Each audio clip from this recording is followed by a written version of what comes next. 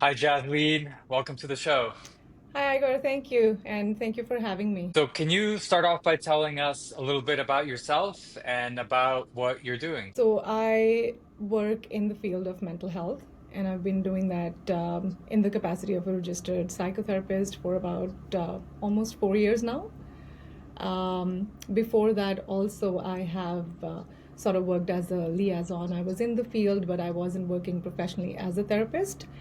Um, and I do have a teaching background, so I've interacted quite a bit with kids, mostly through less through school teaching, classroom teaching full time, but more through, tutoring sessions and stuff. It's just because I wasn't working full time as a teacher for a long period of time and was a stay at home mom raising my own kids. So I just tried to stay connected with the field still through tutoring or anything else.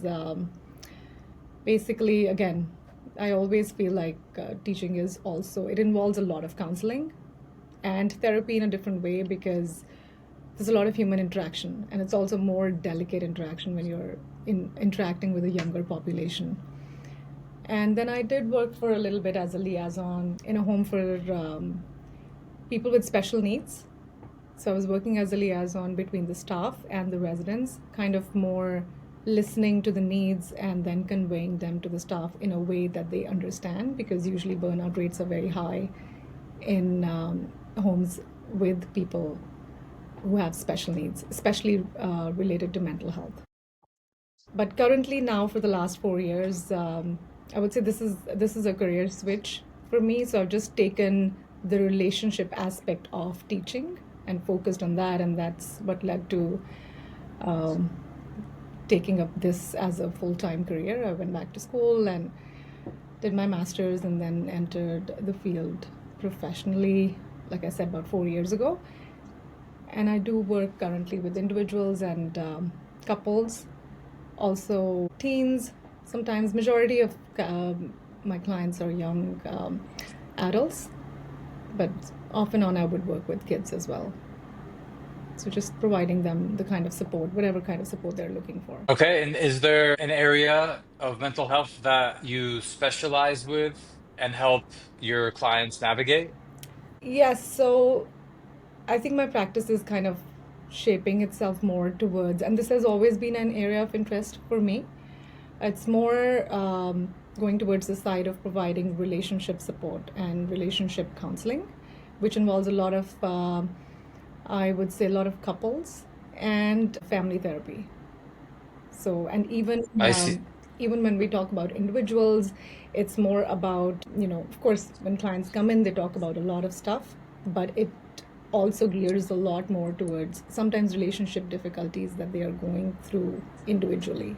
And because it's an individual session, so we talk about those, how to navigate challenges that they are facing in their relationships. And what inspired you to begin focusing on relationships? Honestly, if I can be very honest, I think this has been an area of interest for me right from my growing up years. As far as I remember, I always wanted to be a teacher.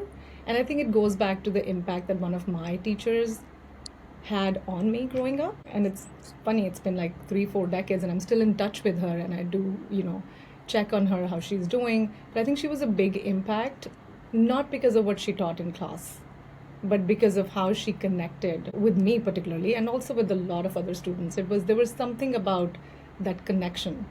So I felt like that's what drew me to teaching, and it took me a while to figure out that it wasn't the actual instruction part that excited me.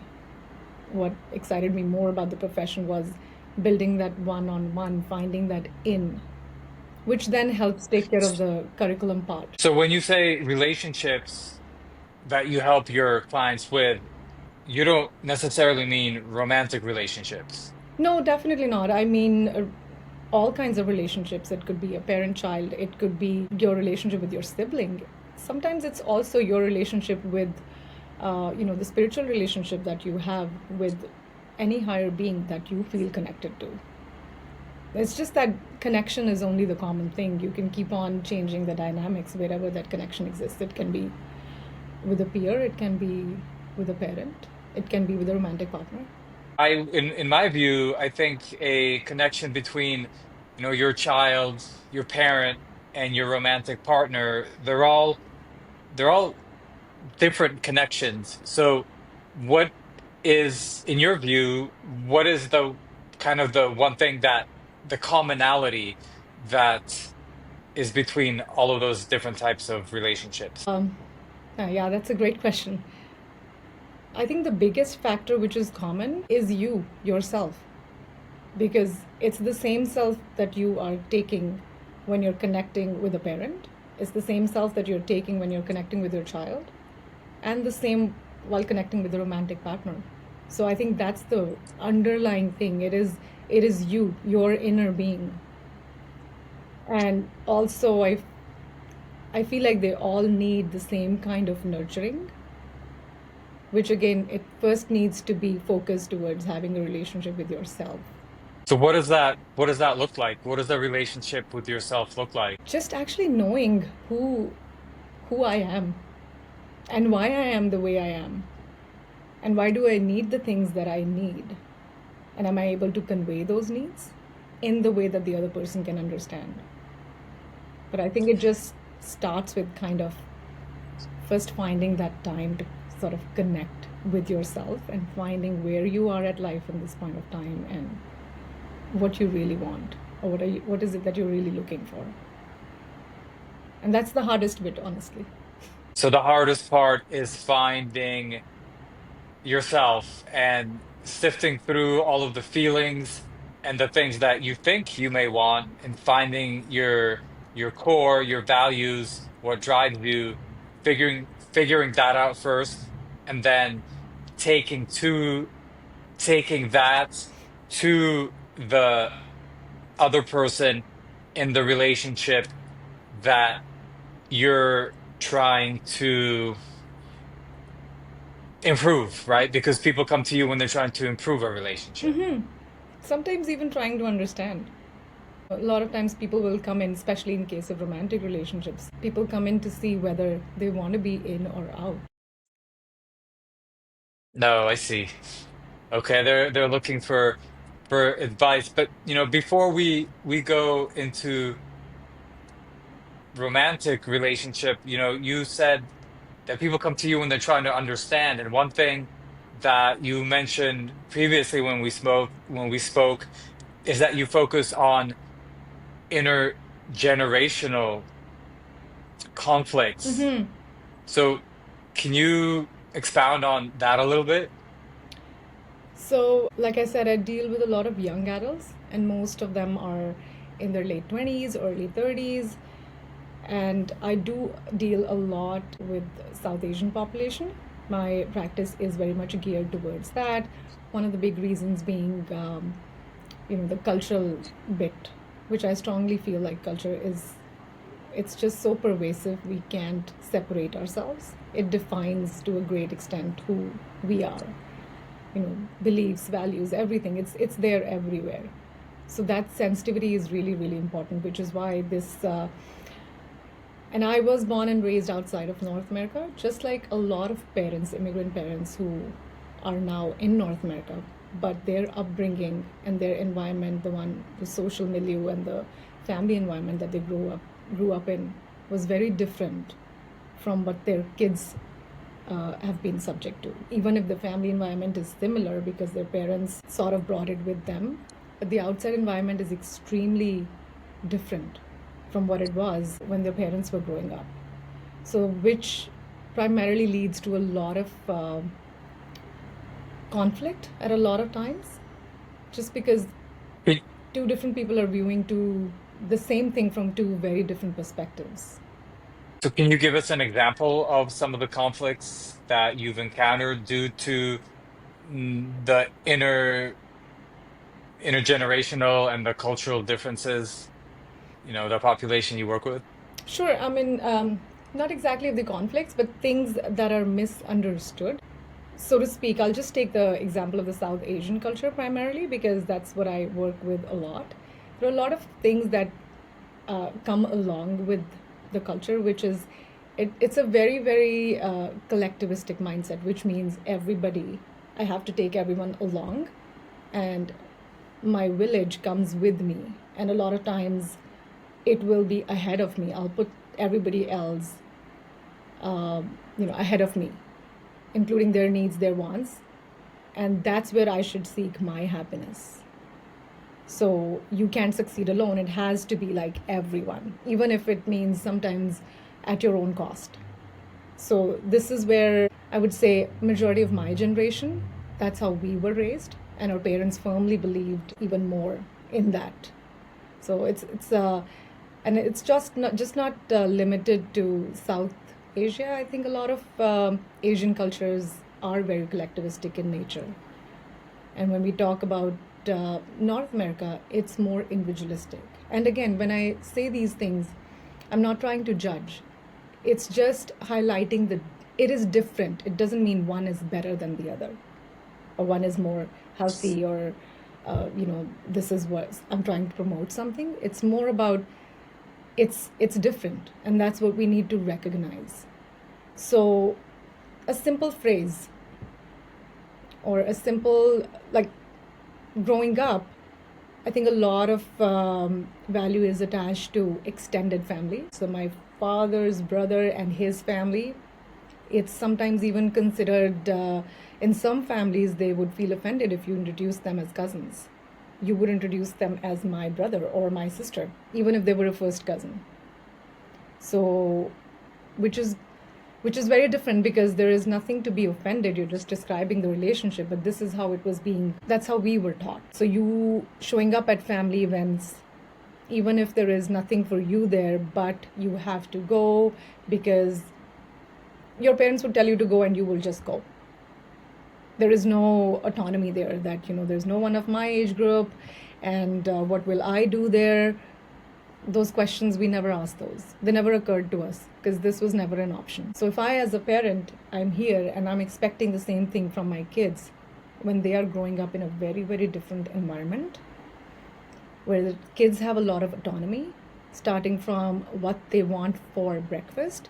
Do you want cereal or pancakes or something? There's a lot of choice in everything, and autonomy. Going up to whether you want to attend this event or not. How long do you want to be there, or do you want to be there at all?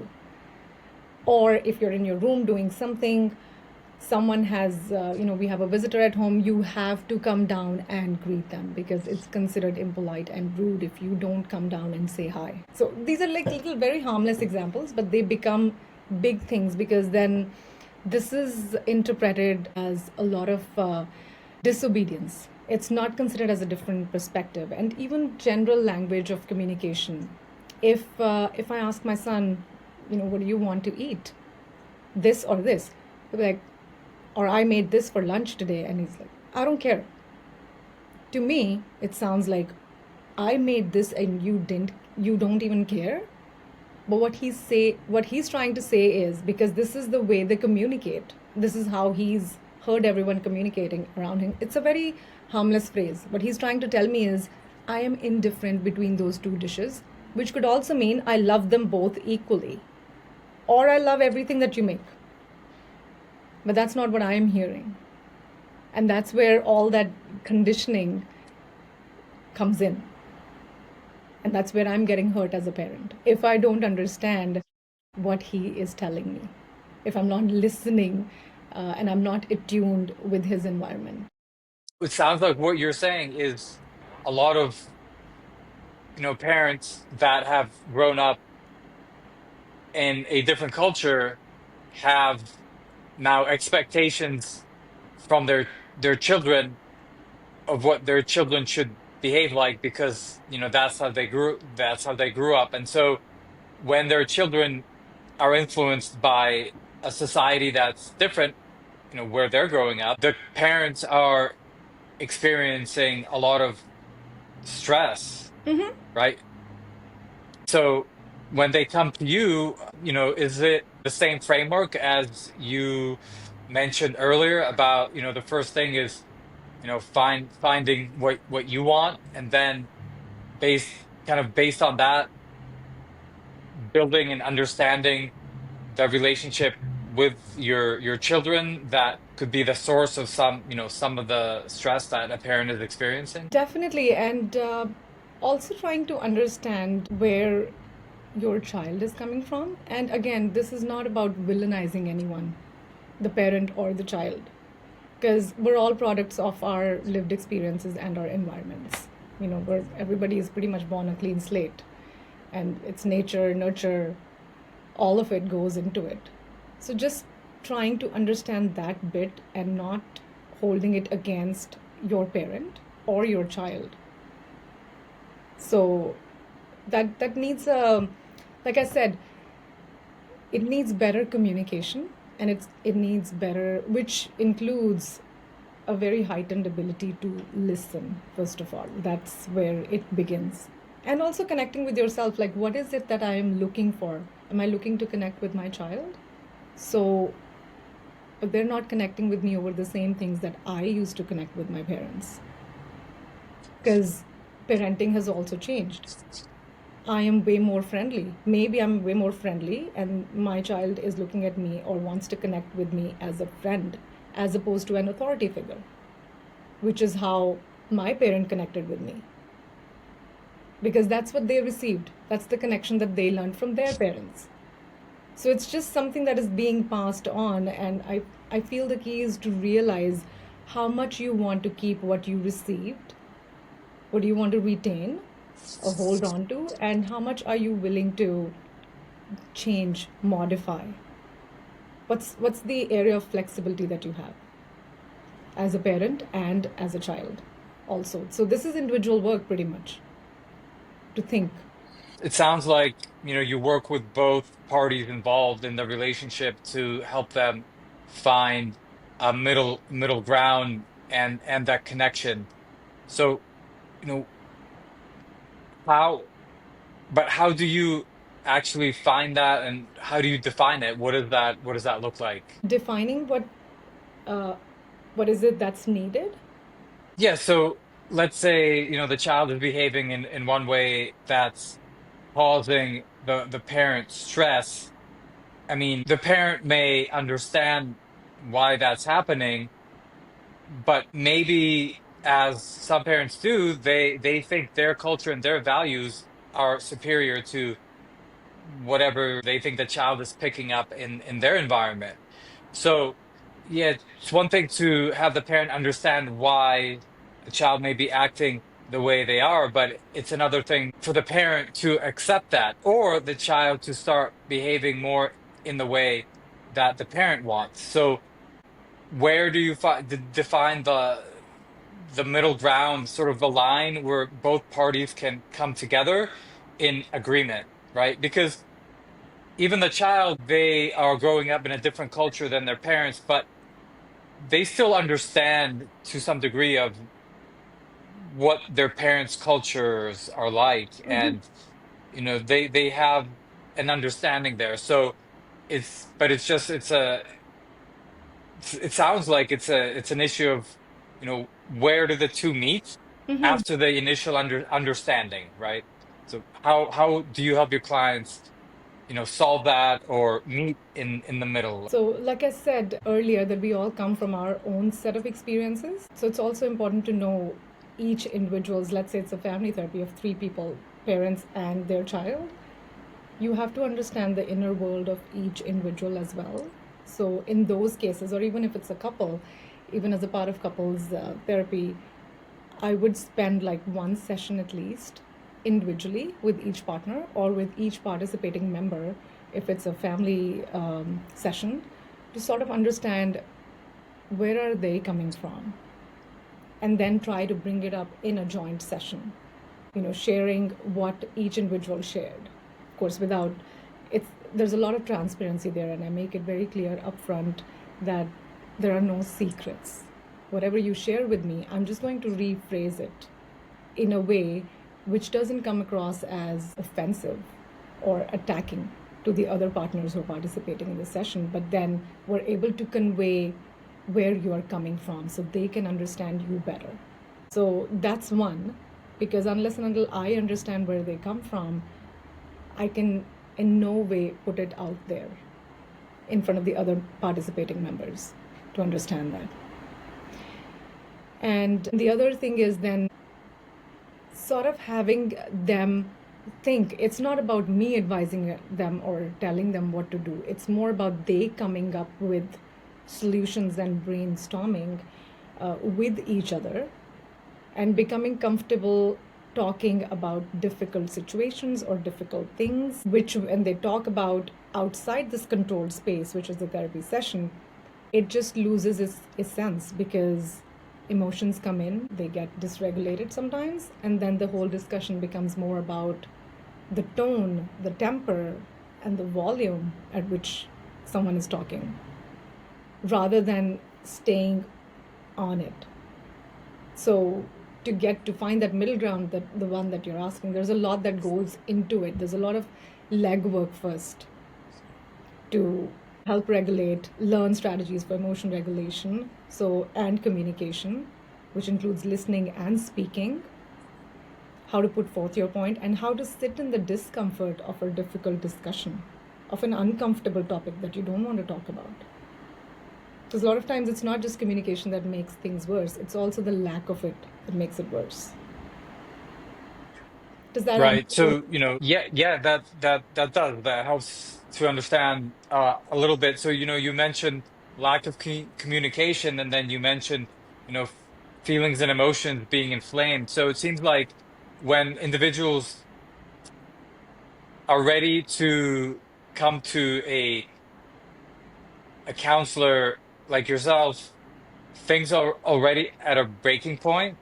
What's one, mindset shift that you wish your clients had that could keep them from waiting until things are at such a late stage and already, a lot of emotion and a lot of conflict already sort of built up in that relationship? Yeah, that's a wonderful question. Actually, I think I personally feel like it's the best assumption to have, or that mindset shift. And I don't want to generalize, but I'll just take my example. For the longest time, I thought I knew everything about relationships. And until a time came when I hit a roadblock, and that led to a major transition. And that's when I had no choice but to accept that, okay, I don't know everything. There's a lot that I don't know. And that it's not just about the relationship. I don't know myself at all. There's a lot about myself that I need to find out. So I think the first thing would be to not have this misconception that I understand who I am. Because I was someone else at 5. I was a very different person when I was 15. Then I was very different at 25, 35, and today at 45, 46, I am very different. So the mindset shift that will help, in my opinion, would be that I do not know myself all the time, which goes back to I need to keep on updating my inner GPS, as I would like to call it, and connect with myself. And what would you recommend are the first steps towards reconnecting with yourself and finding out more about yourself? What could one do to learn? So, you know how you said sometimes people come in when things are, really falling apart, and sometimes it's too late to salvage. So I feel like one of the first steps of maintaining that connection with yourself, which is the key to everything else, is self-care, which includes therapy also. And I don't mean you have to go to a professional. Some people are very lucky to have friends or elders in the family who can give them a very unbiased perspective or have a discussion or talk to them. You need to find someone who's willing to walk with you and who is also able to keep uh, themselves out of your life so that their personal biases don't affect the perspectives that they're sharing with you. And that could be a friend sometimes if you're lucky. If there's no such person, please don't wait until things start falling apart, and ask for help. Connect with someone who can help you connect with yourself, because some people are very good at connecting with themselves. I won't say like they're not, but it's sometimes we are stretched beyond our limits, and that's what makes us realize that I'm not able to function the way I was functioning, or connect with myself, or figure out what to do. That's the time where you don't need to hesitate. You can actually go and connect with someone else, because even if it is that you are talking about those same things that you keep in your head and keep on talking about them, it's different when you're talking out loud with another person, who of course is either a trained professional or someone who has that kind of wisdom and life experience that they can walk with you and help you figure out what it is. That would be one. And like I said, just trying to keep updating your inner GPS, because we all change. We're all changing with every day. I'm not the same person I was yesterday, because a lot has happened in the last 24 hours. I've been through feelings, emotions, I've heard stuff, I've talked to people, I've made decisions, and I am something who's a little bit more informed and a little bit different than who I was 24 hours ago. Does that make sense?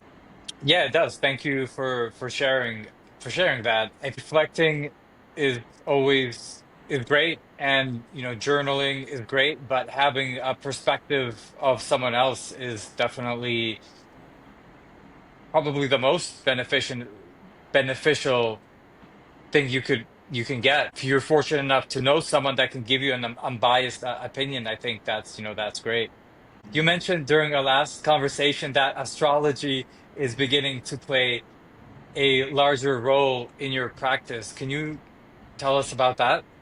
Yeah, sure. I wouldn't say larger, but I would say it does occupy a significant space, but not in a way it's not replacing therapy. But I would say I try and use it as a tool for some of the clients who are open to this. Just like, someone who does Reiki healing, or they do, um, maybe hypnosis, which are different tools. They're not as scientific as some other tools that are there, but that doesn't mean that they don't work. It depends what the client is looking for at the end of the day. And if this is one of the tools that works for them or brings them some level of awareness, yes, I do use it sometimes as a part of the session, where this can also give similar insights into, again, knowing yourself more than anything else.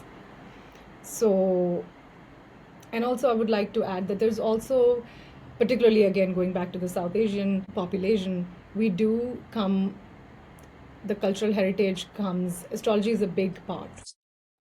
It's more relevant in some cultures and some religions than others, but overall it is woven into the fabric.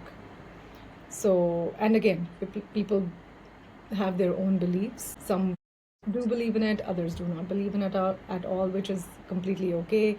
But it also is connected to a lot of religious faiths. There is a big connection that astrology has, at least in the South Asian perspective. It is linked to religion, spiritual philosophy, and a lot of mythology, again, which ties into religion a lot of times. So, to reach out and make a connection with that population, with the older generation, that connects spiritually with astrology, and not just trying to get a look into the future or heavily rely on prediction, which I feel is more anxiety provoking than anything else. So, not that aspect, but more about finding out what are my strengths and weaknesses, because that's something that it does shed a lot of light into, just like a psychological assessment would. Right. Well, that's very interesting. That's not something I commonly hear from counselors or mental health professionals, but I could definitely see how just sort of you know, giving someone, for lack of a better word, like a cold read according to astrolo astrology could prompt someone into a reflective experience and sort of reflect on what was being said to them. And, whether it's true or not, they're reflecting, so they're doing the work to sort of look inside already. So I see that. Well, I want to thank you, Jasleen, for coming on the show and telling us about sort of an exciting and interesting corner of the counseling that you do. So if someone is interested in working with you to mend their relationships, how can someone reach you? So I do, they can reach me through my website. My practice name is MyndSaga. It's spelled with M-Y, as in my, your, and my. So MyndSaga. And the website is www.mindsaga.com. And that has the contact information, my email, and anything else that's needed to get in touch. Great. And we'll also post all your contact information below our video. So again, thank you for being a guest, Jasleen. Thank you so much for having me, Igor. This was wonderful. It was a good experience, and I appreciate you inviting me over to the show.